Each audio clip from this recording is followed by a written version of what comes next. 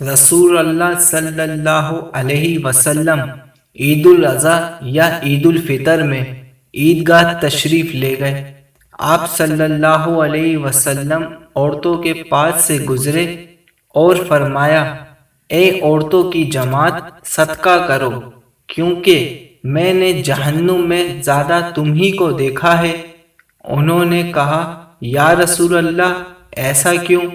آپ صلی اللہ علیہ وسلم نے فرمایا، تم لان تان بہت کرتی ہو اور شوہر کی ناشکری کرتی ہو، باوجود عقل اور دین میں ناقص ہونے کے میں نے تم سے زیادہ کسی کو بھی ایک عقل مند اور تجربے کار آدمی کو دیوانہ بنا دینے والا نہیں دیکھا۔ عورتوں نے عرض کی کہ ہمارے دین اور ہماری عقل میں نقصان کیا ہے یا رسول اللہ؟ آپ صلی اللہ علیہ وسلم نے فرمایا، کیا عورتوں کی گواہی مرد کی گواہی سے نفس نہیں؟ انہوں نے کہا، جی ہے۔ آپ صلی اللہ علیہ وسلم نے فرمایا، بس یہی اس کے عقل کا نقصان ہے۔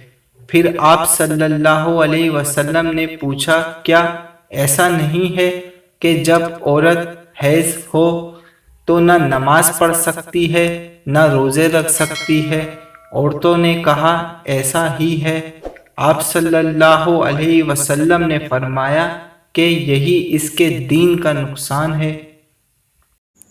اللہ تعالیٰ اس حدیث کو سمجھنے اور اس پر عمل کرنے کی توفیق عطا فرمائے۔ اس میں کوئی غلطی کوتاہی ہو گئی ہو تو اللہ پاک معاف فرمائے ہمیں، آمین۔